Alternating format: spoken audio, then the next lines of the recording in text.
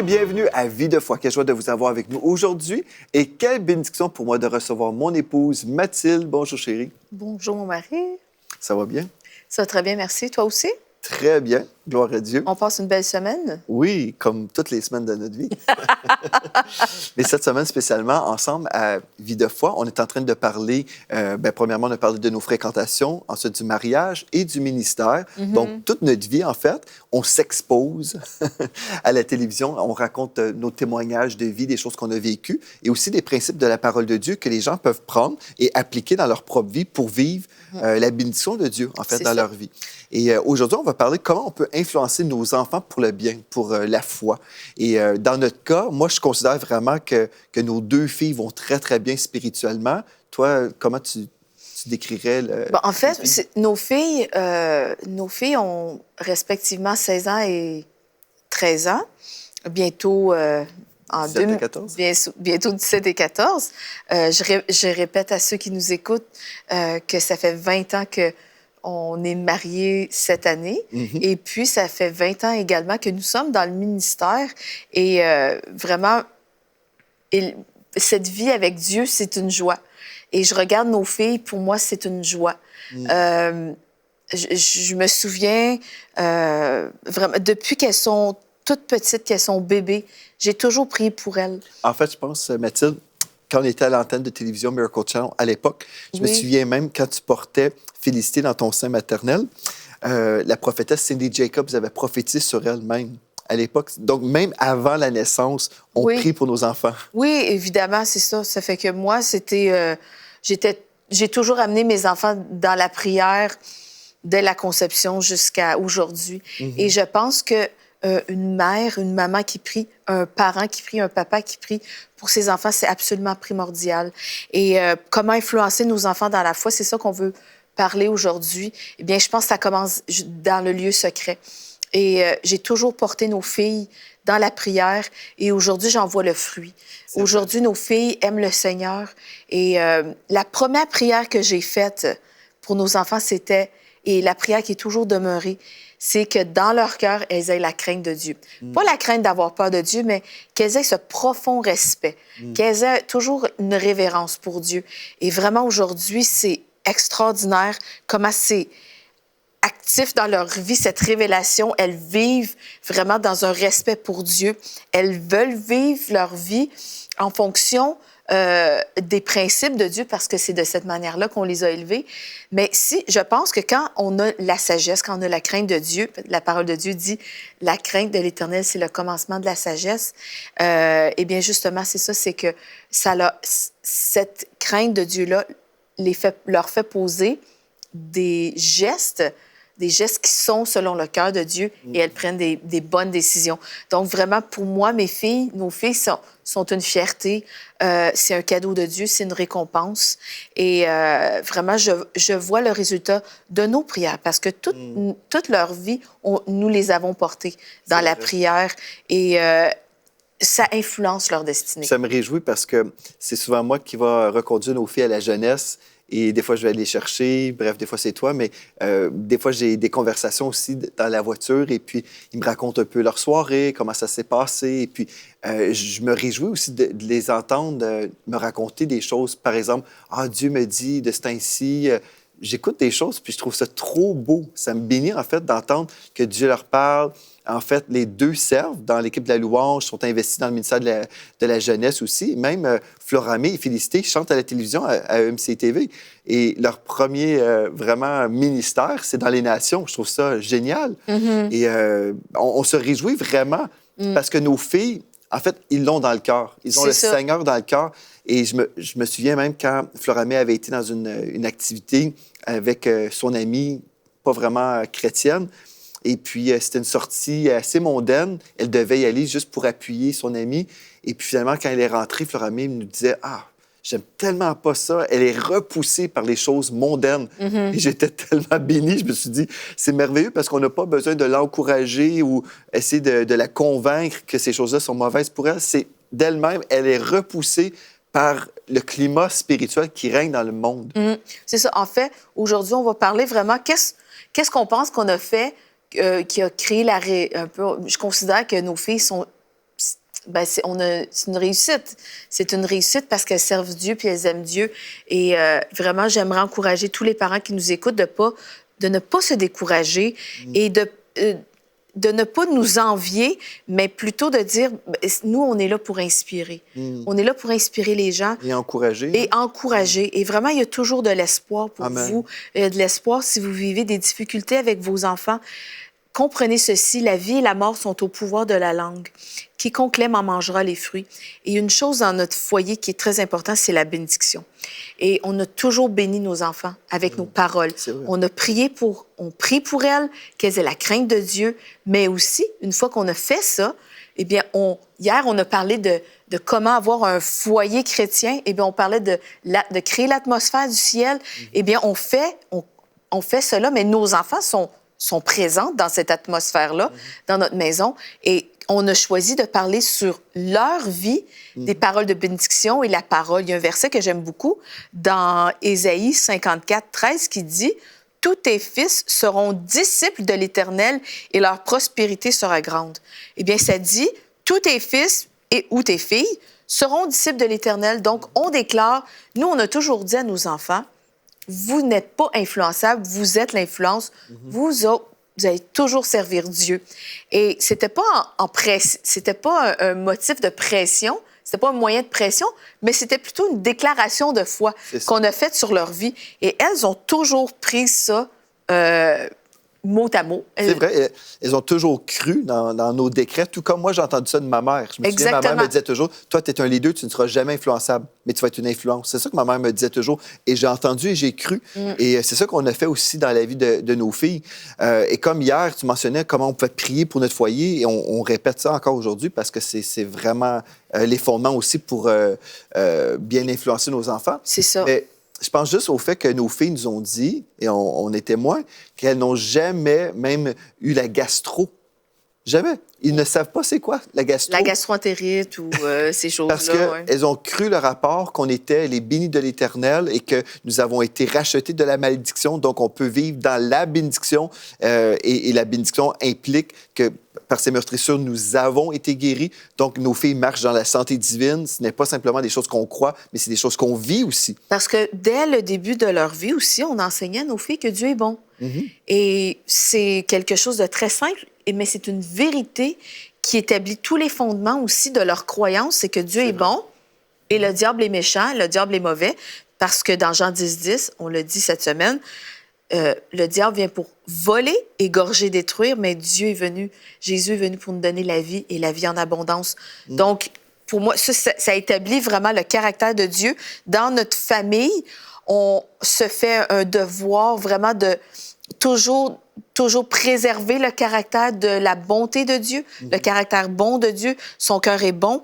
Notre Père est un bon Père. Et vraiment, nos filles sont capables de croire que tu es un bon Père parce l'inverse, nos enfants comprennent que Dieu, le Père, est un bon Père parce que tu es un bon Père. C'est pas le cas de tout le monde, mais la parole de Dieu nous parle du caractère de Dieu. Donc, si on n'a pas eu un bon Père, on peut se référer à la parole. Si vous savez pas comment être un bon Père, référez-vous à la parole. Le caractère de Dieu, c'est Dieu est amour, Dieu est bon. Et vraiment, ça aussi, si nos filles comprennent que Dieu est bon. Donc, en servant Dieu, en aimant Dieu, elles savent qu'elles servent quelqu'un d'infiniment bon, qui leur veut du bien, qui a des projets de paix et de bonheur pour leur vie. Et une chose qu'on a toujours fait, hein, chérie, on a semé la pensée de l'éternité dans le cœur de nos enfants. Hein, ça, je ne sais pas si tu veux en parler, mais tous les gestes qu'on pose, toutes les décisions qu'on prend, c'est toujours dans une perspective éternelle. Bon, une des choses qui a repoussé nos filles à aimer le monde, premièrement, c'est parce qu'on a créé d'abord l'atmosphère du ciel à la maison, une atmosphère de foi, mais aussi, c'est qu'elles se disent, bien, si je prends cette décision-là, qu'est-ce que ça va me donner dans l'éternité? Et souvent, on est des chrétiens, même les adultes, on pense pas plus loin que notre nez et on pense à satisfaction immédiate. Et souvent, c'est ça que l'erreur qui est, c'est d'avoir la satisfaction immédiate de faire quelque chose qui me plaît absolument. Et nous, on a inculqué à nos enfants, si tu fais cette chose-là, si tu poses cet acte-là, si tu prends telle décision, si tu choisis d'aller dans tel endroit, si tu choisis de dire telle chose, eh bien, la conséquence, c'est ça. Donc, il y a une conséquence à nos mauvaises actions, mais il y a une récompense aussi pour l'obéissance. Et nos filles ont très vite compris que l'obéissance menait vraiment à la bénédiction. Et la fondation de ça, le fondement de ça, c'est la crainte de Dieu. Amen. Et je pense à des conversations que j'ai eues avec nos filles qui nous racontaient des fois des choses comme « Ah, mais je ne sais pas pourquoi telle personne fait telle chose, mais elle ne sait pas que ça va mener à telle chose. » Puis j'étais comme « Wow, je suis trop béni à les entendre parce qu'elles ont reçu la sagesse de Dieu. » Si je veux donner certains points pour vous aider à la maison, vous êtes là, vous dites « Mais comment vraiment faire dans ma situation avec mes enfants? Comment les influencer pour le bien? » La première chose que je pourrais vraiment vous donner comme point, c'est juste soyez un modèle. Soyez un modèle de foi. Si vous voulez que vos enfants marchent dans la foi, qu'ils soient comme vous, bien, vous devez vous-même être un modèle de foi. Puis je vais vous donner des principes que vous pourrez prendre en note. Dans Proverbe 22, verset 6, il est écrit « Instruis l'enfant selon la voie qu'il doit suivre. Et quand il sera vieux, il ne s'en détournera pas. » Mais la voie qu'il doit suivre, en fait, ça devrait être votre voie, là où vous marchez. Là. Donc, vous ne pouvez pas dire aux enfants « Suivez le Seigneur si vous-même, vous ne suivez pas le Seigneur. » Et dans Hébreux 10, 25, on a toujours le rappel d'être constant à l'Église. Donc, soyez un modèle dans votre constance spirituelle. Si nos enfants nous voient être constants, nos enfants pourront aussi être constants, tout comme nous. Et j'aime beaucoup un texte dans Deutéronome 6, versets 5 à 7, et je crois que c'est vraiment, en fait, notre philosophie pour la maison. Tu aimeras l'Éternel, ton Dieu, de tout ton cœur, de toute ton âme, de toute ta force. Et ces commandements que je te donne aujourd'hui seront dans ton cœur. Ça, c'est vrai. Donc, on doit vraiment avoir le cœur de Dieu et aimer les commandements de Dieu. Verset 7, tu les inculqueras à tes enfants et tu en parleras quand tu seras dans ta maison, quand tu iras en voyage, quand tu te coucheras et quand tu te lèveras. Amen. Donc, on voit, en fait, on doit être un modèle dans toute notre façon de vivre. C'est ça. Dans tout ce qu'on fait, on doit le vivre dans le cœur, on doit en parler, qu'on soit dans la maison, en voyage, mais vraiment, le Seigneur doit faire partie de notre vie et on doit être un modèle de foi pour nos enfants qui puissent voir que c'est pas juste une chose du dimanche, mais c'est toute notre vie. Oui, c'est ça, parce que des fois, quand le dimanche est terminé, après toute la semaine, il y a l'absence de Dieu dans les conversations, dans la musique, il y a l'absence de Dieu dans la maison. Et puis, c'est pas le cœur de Dieu. Et quand on part en voyage aussi, il y en a des fois, Dieu n'est pas dans l'équation. Non, au contraire, si on met Dieu au cœur de toute chose, eh bien, ça, c'est une manière dont nos enfants vont voir « Ah, bien, mes parents m'inspirent. » Il y a une sécurité aussi à se confier en Dieu, une sécurité à demeurer en Dieu. Donc, déjà, tout ça, la constance, c'est vraiment très important. Et on démontre à nos enfants que c'est possible de suivre Dieu d'une manière fidèle, d'être intègre. Et je pense que c'est ça, si on est un modèle à ce niveau-là, ça va inspirer nos enfants. Amen. Puis je pense aussi une autre chose très importante, c'est vraiment d'exprimer notre amour. On doit exprimer notre amour envers nos enfants. Absolument. Et là, qu'est-ce que ça veut dire, ça, exprimer notre amour? C'est pas simplement de le dire, et oui, il faut le faire. Il faut l'exprimer verbalement et dire à nos enfants que nous les aimons. Mais aussi, on doit comprendre le cœur du Père. Et moi, j'ai été élevé dans une famille chrétienne où mes parents n'étaient pas légalistes, où mes parents ne mettaient pas des péchés où il n'y en avait pas. Parce qu'il y a plusieurs enfants de chrétiens qui ont été repoussés du Seigneur parce que leurs parents disaient toujours « faut pas faire ceci, faut pas faire cela ». Et puis finalement, les enfants sont tellement comme ils suffoquent, là. Ils ont du mal à respirer parce que leurs parents leur mettent tellement de restrictions. Puis notre Dieu veut qu'on marche sur le chemin de la droiture, mais la façon qu'on va y arriver, c'est pas en se faisant toujours dire « il ne faut pas faire ceci ou faire cela ». Il faut plutôt être inspiré à faire le bien. Exactement. Je pense que nos filles, c'est ça qu'ils ont vu. C'est pas toujours « t'as pas le droit d'écouter ceci, t'as pas le droit de faire ça, faire cela ». Mais vraiment, moi, je crois que c'est ce que j'ai reproduit, ce que nous avons reproduit du modèle que j'ai vu de mes parents. Mes parents m'ont vraiment laissé libre. Mais dans cette liberté, j'ai été dans la grâce de Dieu plutôt que dans la loi, sous la loi, qui nous pousse, en fait, à se rebeller. Quand on se fait dire « tu peux pas écouter telle chose », bien, en fait, on va vouloir le faire parce que c'est défendu. Mais là, il faut être équilibré aussi dans exactement, c'est ça. Donc, on doit... l'équilibre, chérie. Oui, c'est ça. On doit ramener nos enfants, c'est ça, dans le cadre de la parole de Dieu, évidemment. On est là pour les ramener, pas leur faire n'importe quoi, parce qu'ils sont sous notre protection, ils sont sous notre autorité. Donc, on doit les diriger dans la bonne route. Mais ceci dit, s'ils ont été instruits à craindre Dieu, si nos enfants ont un profond respect pour Dieu, la chose, c'est ça, c'est que pour ne pas vivre sous la loi, on doit juste inspirer nos enfants à aimer Dieu. Et donc, si j'aime Dieu, naturellement, je n'aurai pas le goût de commettre le mal, je n'aurai pas envie de commettre le mal. Donc, c'est vraiment une question de cœur. Et c'est ça, dans le fond, c'est ce qui a fonctionné chez nous, chez toi, et ce qui fonctionne avec nos enfants, c'est que c'est vraiment, on les encourage à aimer le bien. Et quand on aime le bien, eh bien, on ne sera pas attiré vers les choses du mal. Et en fait, c'est ça, c'est que nos enfants, nos filles se sentent pas bien dans toutes les choses qui se réfèrent au monde ou à faire le mal. Je dis pas qu'elles n'ont jamais rien commis de mal, c'est pas ça, mais elles ne sont pas confortables vraiment à faire la volonté du diable, mais elles sont confortables à faire la volonté de Dieu. Et c'est ce que la crainte de Dieu crée dans le cœur de l'enfant. C'est vrai. C'est vraiment la solution. C'est ça. Absolument. C'est la solution à tout. Mais quand un jeune n'a pas une crainte de Dieu, là... C'est ça. Et là, on le force, on essaie de lui dire, ben, tu devrais pas faire, tu devrais pas. Mais en fait, s'il a la crainte de Dieu, il sait qu'il doit pas faire. C'est plutôt de travailler à l'inverse, en fait. Au lieu de mettre toujours des restrictions. Puis en ce moment, ben, on veut dire que, oui, on va parler justement d'encadrement spirituel juste ici à l'instant. Mais ceci dit, si dans le cœur, l'envie de plaire à Dieu et de faire le bien est là, bien, l'opposé, on n'aura pas envie d'aller en contre-courant. Puis je pense aussi, si on a une bonne relation avec nos enfants, si nos filles peuvent s'exprimer, dans notre cas, là, on a 2 filles, nos filles peuvent s'exprimer, ils peuvent nous poser des questions, et là, on va raisonner Elles peuvent émettre une opinion. Ben oui. Bien, souvent, dans les foyers, les enfants n'ont pas nécessairement le droit de parole, c'est l'adulte. Et moi, j'ai la vérité absolue. Et toi, tu n'as pas le droit de communiquer ton opinion. L'important, c'est que nos enfants puissent se sentir en sécurité, qu'il y a un endroit où parler. Et inévitablement, à force d'être dans l'atmosphère du royaume, une atmosphère d'amour, eh bien...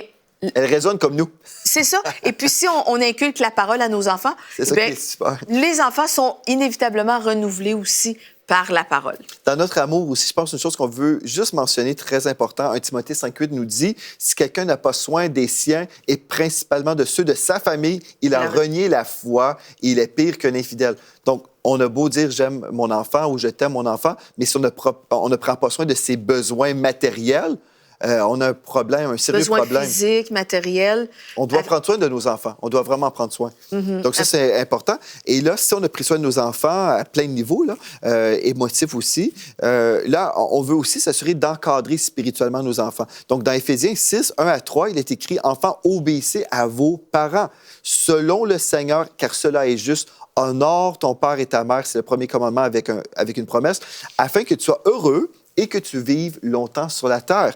Et au verset 4, « Et vous, pères, n'irritez pas vos enfants, mais élevez-les en les corrigeant et en les instruisant selon le Seigneur. » Et certainement, bon, ce texte s'adresse au père, mais aussi la mère peut corriger, n'est-ce pas, et instruire dans le chemin du Seigneur. Mais comment instruire? Bien, c'est en étant un modèle, premièrement. C'est impossible de dire à quelqu'un, on peut le faire, mais ça ne fonctionnera pas, suis la parole de Dieu et nous-mêmes, on ne respecte pas la parole. Donc, la chose la plus importante là, aujourd'hui, c'est devenir le modèle que vous voulez que vos enfants suivent, tout simplement.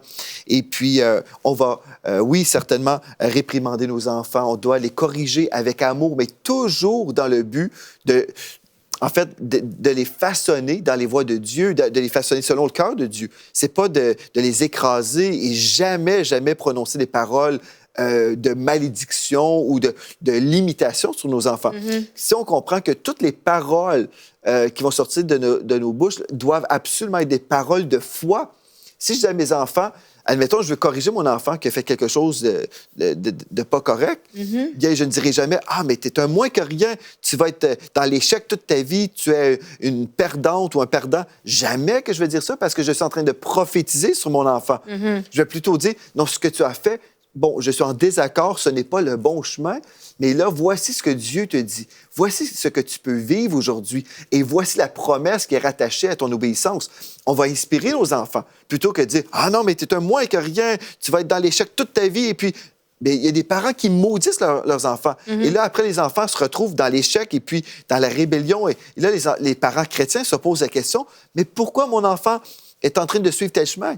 Et souvent, on l'a maudit par nos paroles. Exactement. Et on peut reprendre nos paroles. Si on a prononcé des paroles comme ça, si vous avez prononcé des paroles de mort, de malédiction, de toutes sortes de choses qui dégradent la nature de votre enfant, vous pouvez reprendre vos paroles, vous pouvez dire, je reprends mes paroles et au nom de Jésus, je bénis mon enfant. Et vraiment, et là, on peut déclarer le contraire. On déclare sur nos enfants la bénédiction, qu'ils vont toujours réussir. On déclare qu'ils sont la tête et non la queue, qu'ils sont dessous, jamais en bas. Et vraiment, Deutéronome 28, qui est le chapitre de la bénédiction, quel est le cœur, c'est le cœur de Dieu et c'est ce qu'on déclare sur nos enfants. Et vraiment, je pense, c'est pas nécessairement naturel ou c'est peut-être pas nécessairement enseigné dans toutes les églises de déclarer des choses, mais la parole de Dieu est là pour qu'on la déclare et vraiment, ça a un effet.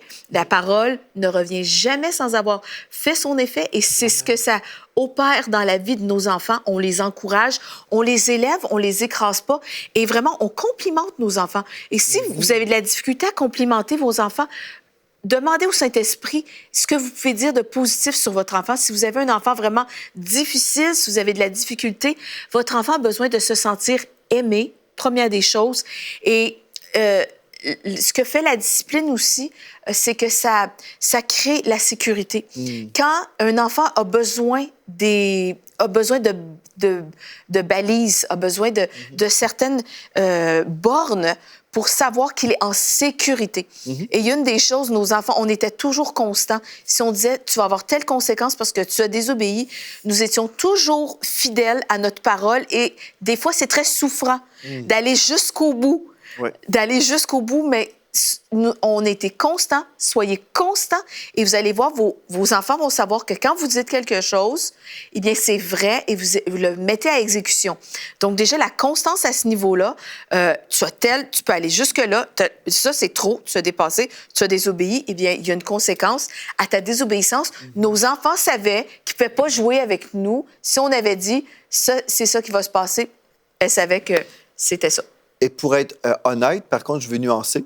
Oui. Parce que, en même temps, j'ai voulu représenter le cœur du Père. Oui, la grâce. La grâce. Parce que des fois, j'ai dit, écoute, il y a telle conséquence. Mais là, après, admettons, on a dit, je ne sais pas, 2 semaines sans ton téléphone. Admettons, ça, c'est une des punitions qui peut être déclarée chez nous. Admettons. Bien après, je pourrais dire en même temps, écoute, tout comme le Père nous pardonne nos fautes, je suis prêt. Mais là, on va... À te faire grâce? Oui, je suis prêt à te faire grâce, mais on va avoir une discussion. Et là, mais nos filles vont réaliser, en fait, que c'est une grâce.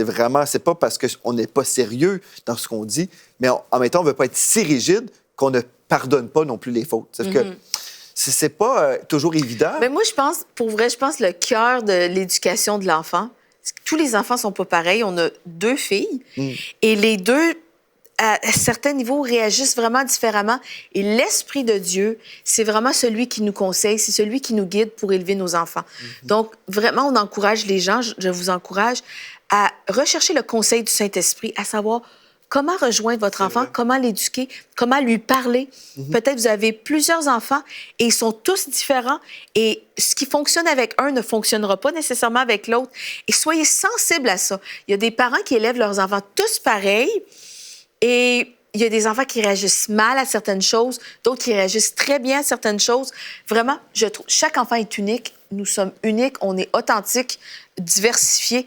Et la manière dont on va devoir les rejoindre, il y a certaines manières de...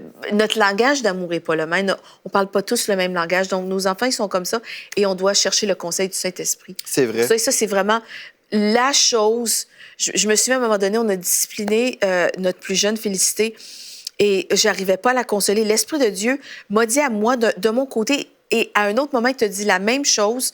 Vraiment, c'était de la serrer dans nos bras. Parce qu'elle faisait une crise, puis c'était inconsolable, et elle avait vraiment juste besoin de sécurité. Et souvent, nos enfants, on ne comprend pas leur réaction, mais ils ont besoin d'amour, ils ont besoin d'affection, de sécurité. Et vraiment, c'est ça, c'était l'Esprit de Dieu qui nous a dit comment l'apprendre. Et vraiment, c'est Oui, je me souviens, je priais, je disais, Seigneur, C'est mais qu'est-ce qu'on extraordinaire. fait? Qu'est-ce qu'on fait? Elle faisait Oui. une crise, là, elle était toute jeune, là. Et puis, j'ai entendu Saint-Esprit me dire, non, il ne faut pas la corriger, il faut juste la prendre dans tes bras. C'est Je ça. l'ai pris comme ça, là, puis vraiment, bon, elle a été totalement calmée, puis bref, c'était la solution. Mais le Saint-Esprit il connaît toujours les Le choses qu'on doit Saint-Esprit faire. connaît vos enfants.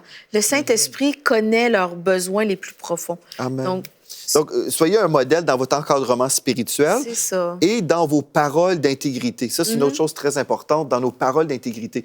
Si on fait une promesse à nos enfants, on va faire tel voyage cet été et vous allez venir avec nous. Que ton Bien, oui soit oui. Exactement. Et que ton Jacques non soit 5, non. 12, que ton oui soit oui, Oui. ton non soit non.